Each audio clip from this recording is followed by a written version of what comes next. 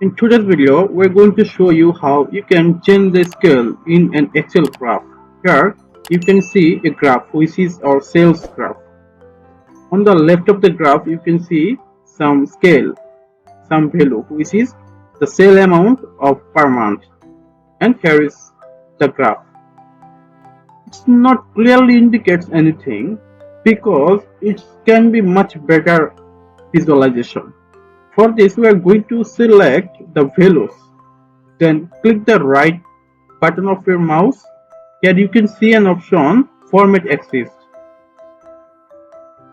Now there is a pop-up.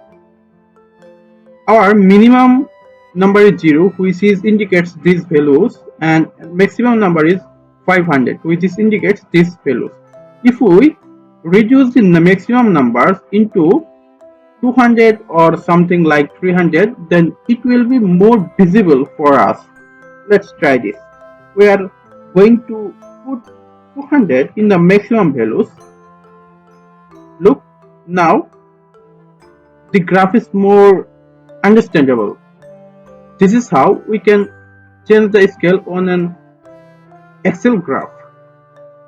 Thank you for watching the video.